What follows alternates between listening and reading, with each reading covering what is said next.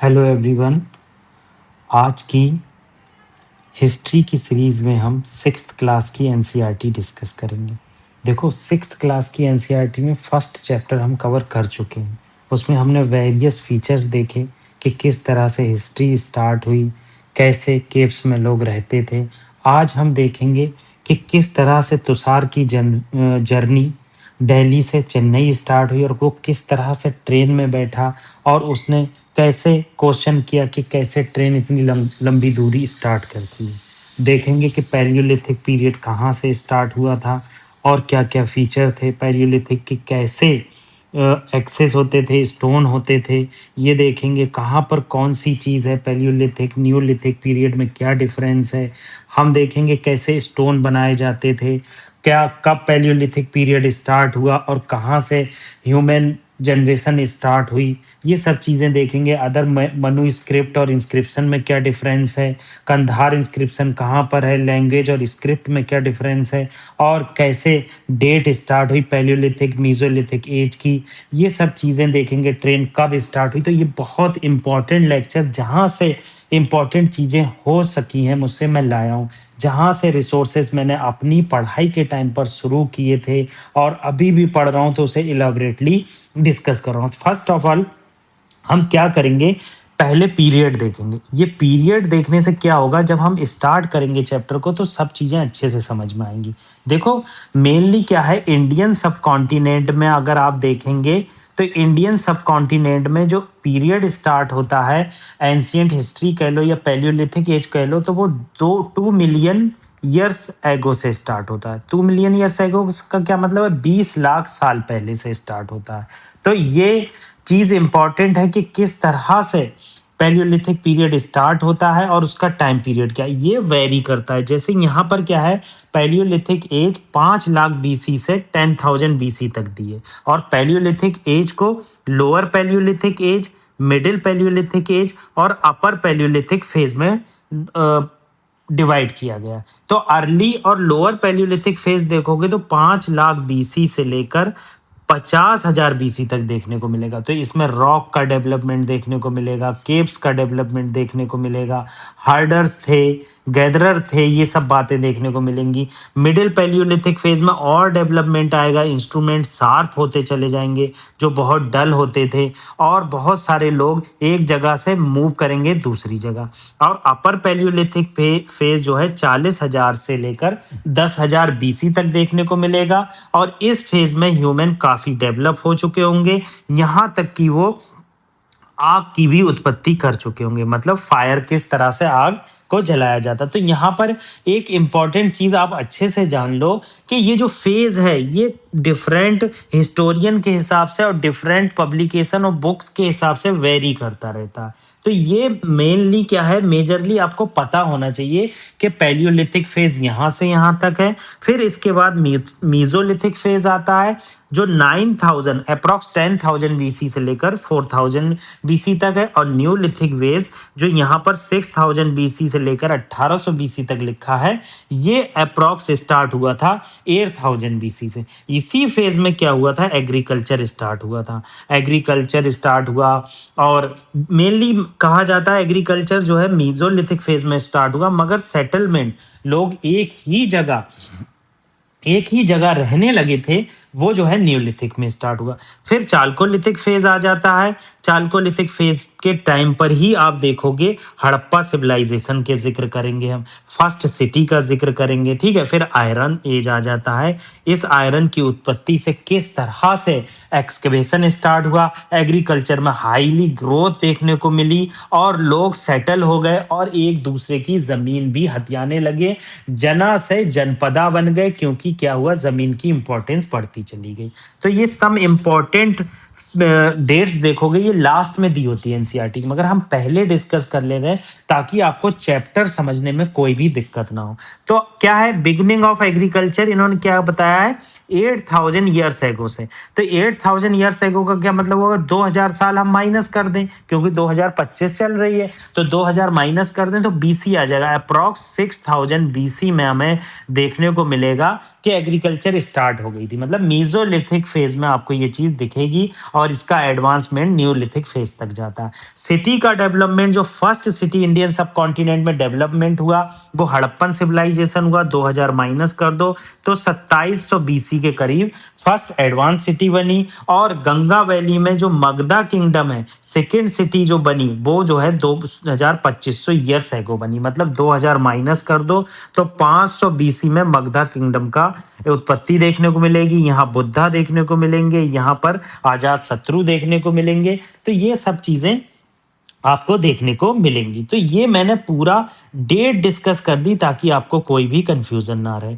अब हम देख लेते हैं कि किस तरह से चैप्टर स्टार्ट होता है। तो चैप्टर का स्टार्ट क्या है, तुषार की ट्रेन की जर्नी है। और तुषार के जो अंकल हैं उन्होंने कहा क्या तुम्हें पता है 150 साल पहले क्या होता था, ट्रेन नहीं होती थी। मतलब उस टाइम पर ट्रेन चलाई गई। 1853 में जो है फर्स्ट ट्रेन चली। अगर आप ये भी देखना चाहते हो तो मैं ये भी बता देता हूँ फर्स्ट ट्रेन कब स्टार्ट हुई। तो आप देखोगे फर्स्ट पैसेंजर ट्रेन इंडिया में जो स्टार्ट हुई वो बॉम्बे बोरी बंदर से थाने तक चली, जो 16 अप्रैल 1853 में चली। एग्जैक्ट डेट पीसीएस लेवल पर पूछी जाती है, ठीक है। और इसमें 14 कैरेज थे और इसको स्टीम लोकोमेटिव इंजन से चलाया गया। अब स्टीम लोकोमेटिव इंजन क्या होता है, जैसे क्या है कोई इंजन है, अब उसको क्या है कोयला जलाया जाएगा, कोयले से पानी गर्म किया जाएगा, पानी से स्टीम बनाई जाएगी और स्टीम क्या करेगी इंजन को रन करने में हेल्प करेगी। तो इसमें 400 पीपल की ये ट्रेन थी और अप्रॉक्स 34 किलोमीटर इसको चलाया गया। तो ये बेसिक चीज आपको पता होना चाहिए। मैंने आपको बताया कि फर्स्ट ट्रेन कब स्टार्ट हुई 1853 में, और ये कहां से कहां तक स्टार्ट हुई ये आपको बेसिक डिटेल पता ही होना चाहिए। उसके पहले बताया गया कि क्या हुआ, उसके बाद बसेस का भी उत्पत्ति आपको देखने को मिलेगी। अब आगे बात की गई है कि लोग एक जगह से दूसरी जगह मूव क्यों करते थे। देखो पैलियोलिथिक, पहले यहाँ बताया गया है कि इंडियन सब कॉन्टिनेंट में 2 मिलियन ईयर्स एगो से लोग रहने लगे थे। अब मैंने आपको बताया कि 20 to 1 million 10 lakh 2 million 20 lakh साल पहले से लोग रह रहे थे। वो हंटर और गैदरर थे, वो हंटिंग करते थे, मतलब फूड को कैप्चर करते थे, एनिमल एनिमल का हंटिंग करते थे, काउट करते थे, फिश को, बर्ड्स को, और फ्रूट्स की गैदरिंग करते थे कि फ्रूट्स किस तरह से हम गैदर कर सकते हैं, उनकी रूट्स को कलेक्ट कर सकते हैं। तो ये सब चीजें जो की जाती थी, अगर आप देखेंगे तो आपको ये देखने को मिलेगा 20 लाख साल पहले से लेकर पैलियोलिथिक फेज तक की जाती थी। मीजोलिथिक में एग्रीकल्चर आ गया था और न्यूलिथिक में एडवांस एग्रीकल्चर हमें देखने को मिलता है, ठीक है। तो इमेंस वैरायटी के प्लांट होते थे ट्रॉपिकल रीजन में। ट्रॉपिकल रीजन आप जानते ही हैं 23 डिग्री एंड हाफ से जो साउथ से लेकर 23 डिग्री हाफ तक नॉर्थ तक जाता है। यहाँ पर क्या होता है, बहुत ह्यूमिडिटी होती है। ह्यूमिडिटी के कारण बहुत तेजी से आप प्लांट्स की उत्पत्ति देखेंगे और वेरियस वैरायटीज देखने को मिलेंगी। तो ये बहुत इंपॉर्टेंट चीज है कि किस तरह से क्यों लोग एक जगह से दूसरी जगह मूव करते थे, ये यहाँ पर देखेंगे। पहले हमने देखा कि इंसान की उत्पत्ति कब से कब तक हुई, और हमने देखा हंटर और गैदरर्स का क्या मतलब है, और हमने जाना ट्रॉपिकल लैंड्स पे वेरियस प्लांट की वैरायटी क्यों होती थी। अब इंपॉर्टेंट रीजन है कि 4 रीजन बताएं कि हंटर गैदरर एक जगह से दूसरी जगह क्यों मूव करते थे। फर्स्ट इंपॉर्टेंट रीजन अगर आपको देखने को मिलेगा कि जो प्लांट है और एनिमल है उनको क्या है, ये लोग खा लिया करते थे, इनके जानवर और ये खुद। तो उसमें क्या होता था, वो खत्म हो जाते थे। तो एक जगह से दूसरी जगह उसके नए रिसोर्सेस के लिए जाना पड़ता था। तो ये एक इंपॉर्टेंट चीज। दूसरी इंपॉर्टेंट चीज अगर आप देखोगे, डियर और वाइल्ड कैटल क्या करती थी, एक जगह से दूसरी जगह मूव करती थी। अब जब ये मूव करती थी तो इनके शिकार करने के लिए क्या करना पड़ता था, ह्यूमन को एक जगह से दूसरी जगह मूव करना पड़ता था। उन्हें फॉलो करते हुए एक जगह से दूसरी जगह मूव कर जाते थे। तीसरा अगर रीजन देखोगे तो सीजन क्या है, डिफरेंट होते थे। मान लीजिए हमारे साइबेरियन रीजन में लोगों को रहना पसंद नहीं है, बहुत ठंड पड़ती है, तो वो गर्मी वाले रीजन में चले जाते थे। और जब गर्मी वाले रीजन में बहुत ठंड पड़ती थी तो वो जो है ऊपर चले जा मतलब नीचे और चले जाते थे। तो इस तरह से मूव करते रहते थे लोग। जिन लोगों को ठंड पसंद होती थी वो ऊपर मूव कर जाते थे।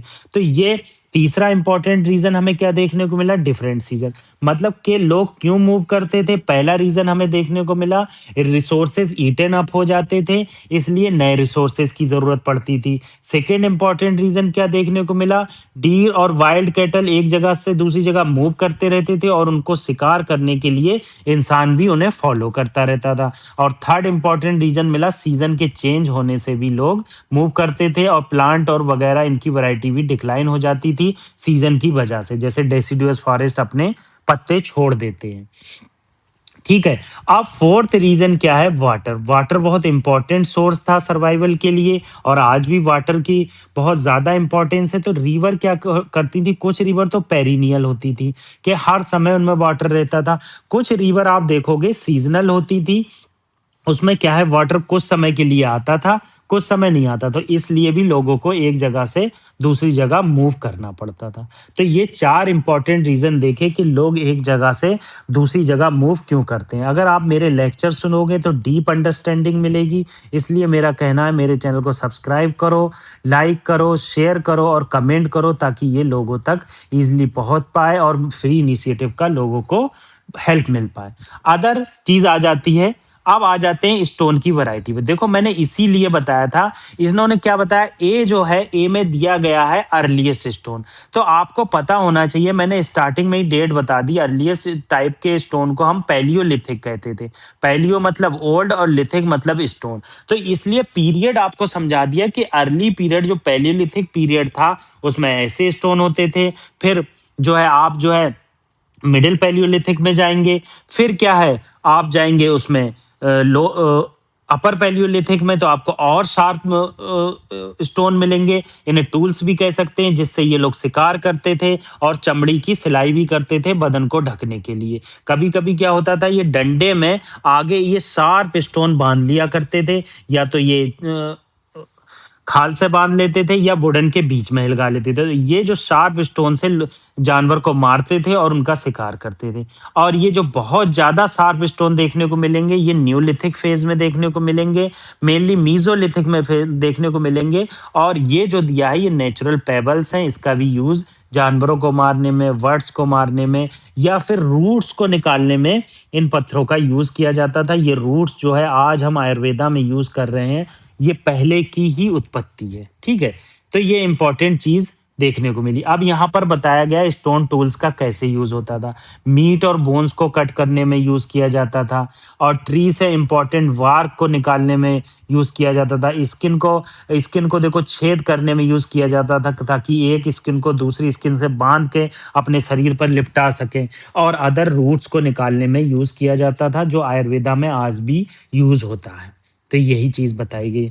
अब यहाँ इंडेक्स अगर आप देखोगे तो पैलियोलिथिक साइट दिए, इसका प्रिंट आउट निकाल कर आप अपने सामने रख लेना, क्योंकि जब भी ये आएगा तो आपको पता होना चाहिए कि कौन सी पैलियोलिथिक साइट है, कौन सी न्यूलिथिक साइट है। ये इंपॉर्टेंट है आपके एग्जाम पॉइंट ऑफ व्यू से। तो आप अगर यहाँ देखोगे, अगर आप मेनली अगर आप जानना चाहोगे तो पैलियोलिथिक साइट बहुत कम दिखाई है, जैसे भीमबेटका दिखाइए, एक पैलियोलिथिक साइट दिखाइए, हंसगी दिखाइए। मतलब पैलियोलिथिक साइट्स बहुत कम दिखाई हैं।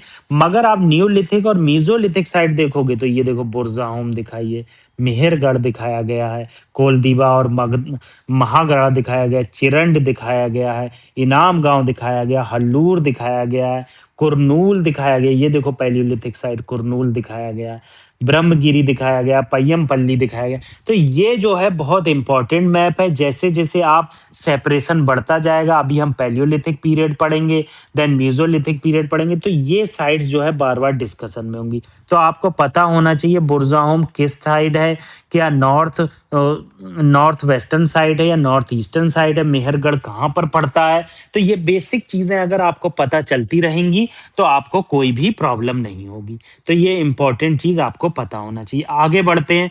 आगे ये बात बताई गई है कि क्या होता था, इन टूल्स का डेवलपमेंट कहाँ होता था।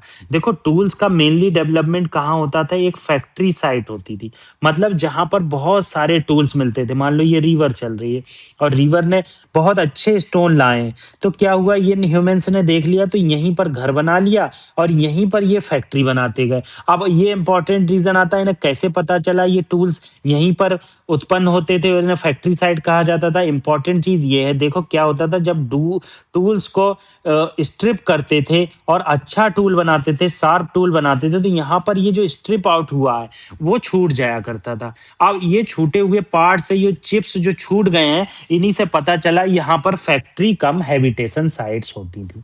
तो ये इंपॉर्टेंट चीज है। अभी हम भीमबेटका के बारे में ए टू जेड डिस्कस करेंगे एंड में, ताकि आपको भीमबेटका की लोकेशन दिखाएंगे। देखो भीमबेटका में यहाँ पर तो मेनली बात ये की गई है, आगे एलोबरेटली मैं बताऊंगा भीमबेटका विंध्या में थी या सतपुड़ा रेंज में थी, कैसे नर्मदा की इंपॉर्टेंस थी, ये सब चीजें हम देखेंगे।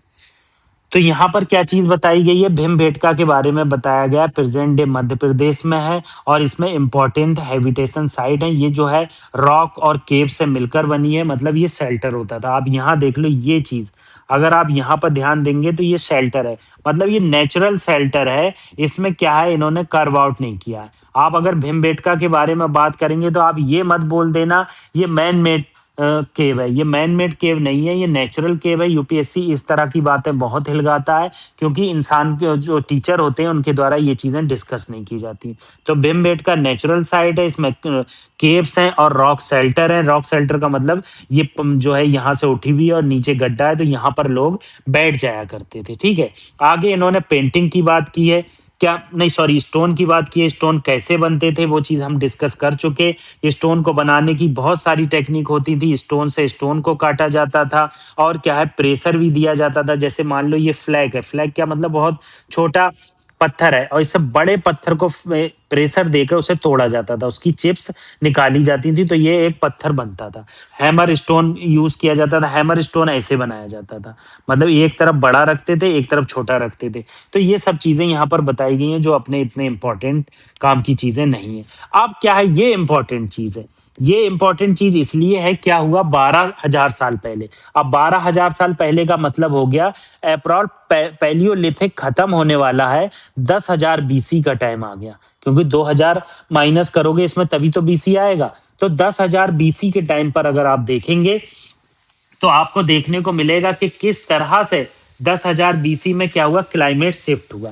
पहले बहुत ज्यादा ठंड पड़ती थी, बहुत ज्यादा बारिश होती थी, तो क्या हुआ, वार्म रहना स्टार्ट हुआ। जब वार्म कंडीशन हुई तो ग्रास लैंड का डेवलपमेंट हुआ और ग्रास लैंड के डेवलपमेंट से क्या हुआ, गोट्स और सीप के कैटल की रेयरिंग बहुत ज्यादा बढ़ गई और लोग जो है एनिमल को यहाँ पर चुंगाने लगे, मतलब हार्डिंग करने लगे, रेयरिंग करने लगे। धीरे धीरे अगर आप देखोगे तो नेचुरली वीट और वार्ले इन्होंने सर्च कर लिए, फिर राइस सर्च कर लिए। मतलब ये है कि वीट, राइस और बार्ले ऐसा नहीं है कि ये साइंटिफिकली उत्पन्न हुए। ये एक ग्रासेस थी, यहाँ पर देखो लिखा भी है। इन्होंने ग्रासेस को ढूंढा और इससे खाना स्टार्ट किया। धीरे धीरे ये कलेक्ट करने लगे और सेटल हो गए और सेटलमेंट से जनपदा बना। यही चीज यहाँ पर बताई गई है, जो मैंने डेट डिस्कस की, इन्होंने शॉर्ट में समझाई है कि क्या बताया कि 2 लाख साल पहले से लेकर और करीब 10,000 बीसी तक पैलियोलिथिक फेज देखने को मिलेगा। पैलियो का मतलब होता है ओल्ड और लिथिक का मतलब होता है स्टोन। तो ये क्या हुआ, 12,000 ईयर्स एगो, मतलब मीजोलिथिक के टाइम पर क्लाइमेट चेंज देखने को मिला। पैलियोलिथिक 3 भागों में डिवाइड किया गया था, हमने शुरू में ही ये कवर कर लिया। लोअर पैलियोलिथिक, मिडिल पैलियोलिथिक और अपर पैलियोलिथिक। तो ये इंपॉर्टेंट चीज आपको पता होना चाहिए कि किस तरह से पैलियोलिथिक पीरियड को डिवाइड किया गया। आगे क्या बात बताई गई है, अगर ह्यूमन हिस्ट्री देखोगे तो 99% जो हिस्ट्री अभी तक गुजरी है वो पैलियोलिथिक फेज में ही रही है। तो ये इंपॉर्टेंट चीज आपको पता होना चाहिए। ठीक है, अब आगे यह चीज देख लेते हैं, period when we find environmental changes. अब इन्वायरमेंटल चेंजेस हमने कब फाइंड करना स्टार्ट किए, मैंने आपको बताया 12,000 साल पहले, मतलब अप्रॉक्स 10,000 बीसी में मीजोलिथिक टाइम पर हमने इन्वायरमेंट चेंज देखने को मिले। अब इसमें क्या हुआ, जो स्टोन थे उनका जो है वो बहुत छोटे होते चले गए। अब ये छोटे स्टोनों को माइक्रोलिथ कहने लगे। अब इन्हीं माइक्रोलिथ से सौ बनाने लगे, सेकल बनाने लगे, मतलब हसिया बनाने लगे, ऐसे सौ सेकल। ठीक है, इस तरह की चीजें बनाने लगे, इससे बार करने लगे। मतलब ऐसा अगर तुम पत्थर बना दोगे तो यहाँ पर बहुत ज़्यादा देखने को मिलेगा कि बहुत ज़्यादा शार्प देखने को मिलेगा, तो इससे जानवर को मारना बहुत ईज़ी हो जाएगा। तो यहाँ पर ये चीज़ आपको देखने को मिलेगी। तो ये इम्पोर्टेंट चीज़ आपको पता होना चाहिए। आगे क्या बताया गया है, 10,000 ईयर्स एगो में न्यूलिथिक आ गया और इसी न्यूलिथिक के टाइम पर हमने बहुत चीजों चीजों में लर्निंग की। तो ये सब चीजें इलेबोरेटली डिस्कस करेंगे। ये पहले चैप्टर है, सिक्स क्लास की एनसीईआरटी है। इतने छोटे बच्चे को केवल यही बताया जाता है कि बेटा पैलियोलिथिक और न्यूलिथिक पीरियड कब स्टार्ट हो रहा है, मगर हम एडवांस में पढ़ रहे हैं तो इस पर रिसर्च भी कर रहे हैं। ठीक है, आगे बात बताई गई है पेंटिंग की। देखो पेंटिंग जो है मेनली भीमबेटका केव्स की बहुत ज्यादा फेमस है। अब इस भीमबेटका केव्स में बहुत सारी नेचुरल पेंटिंग मिली है। ये जो है प्लांट से की जाती थी, जो प्लांट्स प्रोड्यूस करते थे कलर, और कभी कभी क्या है मिनरल्स का भी यूज किया जाता था। तो ये इंपॉर्टेंट चीज है इसमें। आगे ये चीज बताई गई है क्या विमेन और मैन दोनों एक ही काम करते थे, तो इन्होंने कहा ऐसे रिसोर्सेज नहीं मिले हैं। देखने को मिला है मैक्सिमम चीजों में मैन क्या है हंटिंग करते थे और विमेन क्या है गैदरिंग करती थी, मतलब फूड्स को इकट्ठा करती थी। बायोलॉजिकली भी माना जाता है मसल्स पावर मैन की ज्यादा होती है, तो इसलिए मैन जो है मस्कुलर एक्टिविटी ज्यादा करते थे। ठीक है, तो ये चीजें यहाँ पता होना चाहिए। अभी ये हम देखेंगे ऑस्ट्रिच दिखने में कैसा होता है, मगर अभी थोड़ा सा बेसिक यहाँ देख लेते हैं। ऑस्ट्रिच जो है फर्स्ट टाइम इंडिया में पैलियोलिथिक पीरियड में पाया गया। अभी पटने एक जगह है महाराष्ट्र में, उसके ऑस्ट्रिच के एग की सेल्स मिली है। तो उससे पता चलता है कार्बन डेटिंग से ये जो ऑस्ट्रिच की सेल्स हैं ये पैलियोलिथिक के टाइम की हैं। अब हंसी की बात की है, हंसगी हमने अभी मैप में देखा कि किस तरह से, यहाँ पर देख लो होंग्सकी, ये होंग्सकी किस तरह से कर्नाटका में पड़ता है और इसकी इंपॉर्टेंस क्या है। तो यहाँ पर यही चीज बताई गई है कि होंग्सकी क्या है, एक पैलियोलिथिक साइट्स है जहाँ पर लार्ज टूल मिले हैं और कुछ एक्टिविटी भी हमें यहाँ पर देखने को मिली है। ठीक है, तो ये इंपॉर्टेंट चीज आपको पता होना चाहिए। थोड़ा सा सांस ले लेते हैं। आगे क्या बात बताई गई है, देखो मैंने आपको बता दिया ऑस्ट्रिच कहाँ मिलता है। अभी मैं इलेबोरेटली आपसे डिस्कस कर दूंगा कि ऑस्ट्रिच एक यहाँ पर मैं दिखा देता हूँ ऑस्ट्रिच कैसा दिखने में होता है, ये सब हम अभी डिस्कस करेंगे। काफी लंबा चैप्टर है, ताकि आपको, लंबा चैप्टर तो नहीं है मगर ये क्लियरिटी के लिए आपको ऐसा पढ़ाया जा रहा है। एक एक चीज अगर क्लियर होती है तो आपको जगह जगह से वीडियो को सर्च करने की जरूरत नहीं पड़ेगी, आप एक ही जगह से सारी चीज देख सकते हैं। तो हंसगी के बारे में हमने जाना कि ये पैलियोलिथिक साइट है। यहाँ पर बहुत सारे टूल्स मिले हैं, टूल्स वही होते थे स्टोन्स के बने, और हमने देखा कि किस तरह से यहाँ पर एक्टिविटी हुई है। आगे यही बात बताई गई कि हैबिटेशन जो है फैक्ट्री कम हैबिटेशन मिला, मतलब यहीं पर फैक्ट्री होती थी हुंसगी में और यहीं पर हैबिटेशन भी होता था। तो ये चीज आपके लिए बहुत इंपॉर्टेंट है कि किस तरह से हम इसको यूज कर सकते हैं। तो एल्सवेयर में अगर आप देखेंगे तो एल्सवेयर में क्या बताया गया है, अगर आप यहाँ पर देखोगे एल्सवेयर लास्ट में क्या होता है, एनसीईआरटी में आपको एल्सवेयर देखने को मिलेगा, मतलब इंडियन सब कॉन्टिनेंट से छोड़कर कहाँ पर एंशियंट साइट्स मिली हैं। तो आप यहाँ देखोगे केव्स मिली हैं फ्रांस में। ये केव्स जो है 20,000 साल पहले से लेकर 10,000 साल पहले तक की हैं, मतलब अप्रॉक्स जो है 18,000 बीसी से लेकर 8,000 बीसी तक हैं। इसमें हॉर्सेस के, औरोकेंस के, औरोकैंस के मिले हैं हमें, बाइसन मिला है, वुली राइनोसेरस मिला है, रेंडील मिला है और बियर मिला है। तो इस तरह से हमें यहाँ पर ये चीजें पेंटिंग मिली है। ये पेंटिंग मेनली मिनरल से बनी है।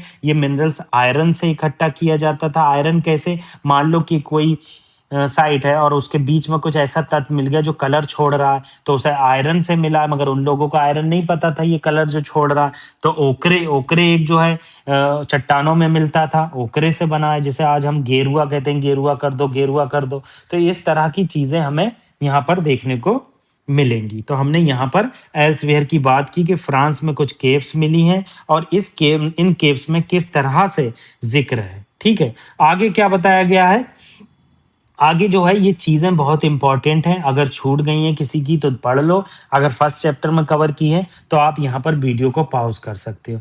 देखो भारता के बारे में बताया गया है। जो भारता एक ग्रुप ऑफ पीपल था, ट्राइबल ग्रुप था, जिसका ऋग्वेदा में जिक्र है। ऋग्वेदा 3500 ईयर्स एगो का है, मतलब 1500 बीसी के करीब पर ऋग्वेदा का आपको जिक्र मिलेगा। ठीक है, ऋग्वेदा में एक ग्रुप ऑफ पीपल का जिक्र हुआ है जो नॉर्थ वेस्टर्न इंडिया में रहता था, उसी के नाम पर हमारी कंट्री का नाम भारत रखा गया है। मनु स्क्रिप्ट क्या होता है? देखो, मनु का मतलब होता है हैंड्स। जो हैंड से लिखी हुई चीजें होती है उन्हें मनु स्क्रिप्ट कहते हैं। ये मेनली सॉफ्ट चीजों पे लिखा जाता था, क्लॉथ और लीव्स पर, जबकि इंस्क्रिप्शन क्या होता था? यूजली हार्ड सरफेस पर होता था, स्टोन और मेटल पर। ये आपको देखने को मिलेगा। यहाँ पर इंस्क्रिप्शन की बात की है कि स्टोन और मेटल पर होता था, ये हार्ड सरफेस पर होता था, इसे करोद के लिखा जाता था किसी पत्थर वगैरह से। ठीक है, कंधार इंस्क्रिप्शन की बात की है तो कंधार इंस्क्रिप्शन आप देख लो। देखो, कंधार इंस्क्रिप्शन में यहाँ पर एक चीज बताई गई है कि ये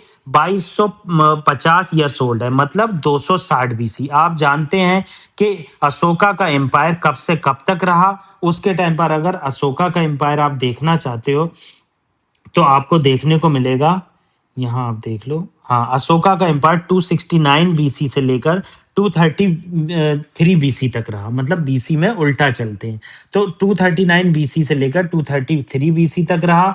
यहाँ पर देखोगे अशोका ने अपना जब एम्पायर कैप्चर कर लिया, उसके 10 साल के बाद आपको कंधार बाइलिंगुअल रॉक इंस्क्रिप्शन देखने को मिलेगा। ठीक है, यहाँ पर कंधार रॉक बाइलिंगुअल इंस्क्रिप्शन मिलेगा। बाइलिंगुअल की क्यों बात की है? ये ग्रीक और अरेमिक दोनों लैंग्वेज में मिलेगा। अरेमिक जो है नॉर्थ वेस्टर्न साइड में उस टाइम पर यूज होती थी, और ग्रीक तो आप जानते ही हैं, जो ग्रीक फॉरेनर्स थे तो नॉर्थ वेस्टर्न साइड से वो लोग आते थे। तो अशोका के एम्पायर में 260 बीसी में आपको कंधार बाइलिंगुअल इंस्क्रिप्शन देखने को मिलेगा, जो प्रेजेंट डे अफगानिस्तान में है, और रिटर्न करने का इसे ऑर्डर अशोका के द्वारा दिया गया था। स्क्रिप्ट जो है उसमें लेटर और साइन दोनों है। देखो, स्क्रिप्ट और लैंग्वेज में आप डिफरेंस जान लो। स्क्रिप्ट क्या होती है? किसी भी लैंग्वेज को लिखने का तरीका होता है। जैसे पंजाबी लैंग्वेज है, आप पंजाबी लैंग्वेज इंडिया में जो है वो गुरुमुखी स्क्रिप्ट होती है। आप जानते हैं बहुत डिफरेंट है उसको, उसमें अलग अलग वर्ड हैं, आ बा, अगर आप पढ़ेंगे। और जबकि ये पंजाब में शाहमुखी स्क्रिप्ट यूज होती है। शाहमुखी जो है उर्दू जैसी होती है।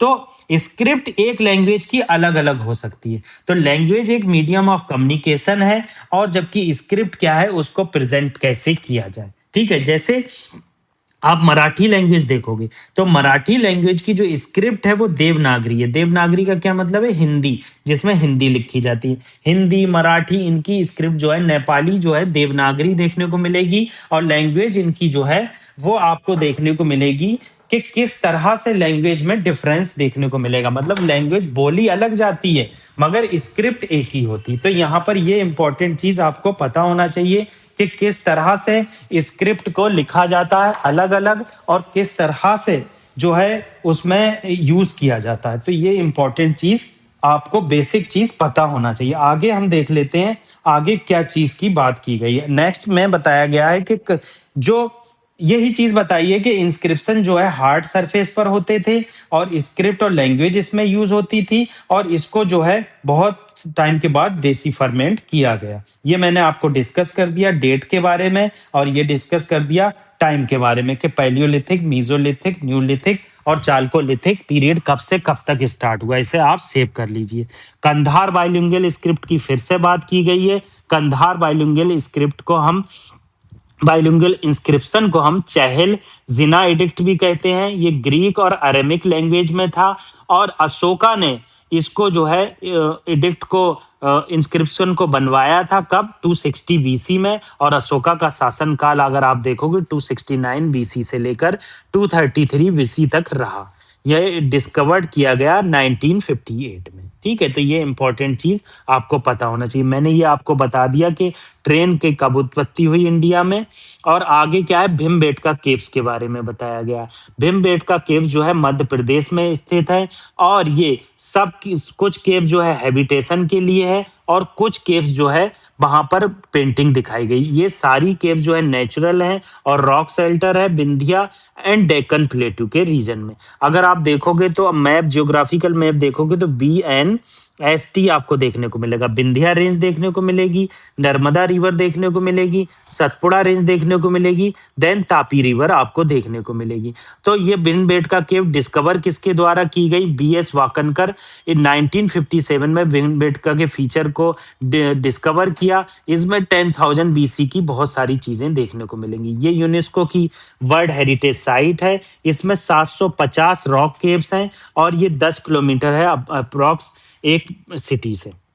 सिटी कौन सी? जैसे आप भोपाल से देखोगे तो ये 45 किलोमीटर देखने को मिलेगा और ओबदेलगंज से आपको ये 10 किलोमीटर देखने को मिलेगा। तो ये आपको पता होना चाहिए। ये caves mainly Ratapani wildlife sanctuary में है, विंध्या रेंज में। ठीक है, आगे क्या बताया गया? आगे बताया गया कुरनूल को आप मैप में ढूंढिए। ये देखो कुरनूल है। कुरनूल में बताया गया है कि कैसे प्री हिस्टोरिक साइट मिली और वहां पर क्या क्या चीजें मिली। तो फायर की उत्पत्ति भी हमें कुरनूल में देखने को मिलेगी, मगर ये कंफर्म नहीं है कि फर्स्ट टाइम फायर यहीं पर देखने को मिली थी। दूसरी इंपॉर्टेंट चीज पैलियोलिथिक। पैलियोलिथिक का मैंने आपको मतलब ये सब समझा दिया है कि क्या मतलब होता है, मैंने ये भी बता दिया है आपको। और मैंने ऑस्ट्रिच बता दिया इस तरह का होता है। इंडियन सब कॉन्टिनेंट में ऑस्ट्रिच कहाँ पर मिला ये डिस्कस किया हमने। और ये भी देखा होंसगी कर्नाटका में मेन्यू पैलियोलिथिक साइट्स मिली हैं, लाइमस्टोन टूल्स यहाँ पर फाउंड हुए। तो ये इंपॉर्टेंट डिस्कशन आपसे मैंने किया। आप हमारे चैनल को सब्सक्राइब कीजिए, लाइक कीजिए, शेयर कीजिए और कमेंट जरूर कीजिए। हम लोगों के बीच में शेयर जितना ज़्यादा करेंगे उतनी ईजिली हमारी वीडियो पोरर सेक्शन तक पहुंच पाएगी जो कोचिंग को अफोर्ड नहीं कर पाते हैं। Thank you very much. जितनी ज़्यादा रिवीजन उतनी करीब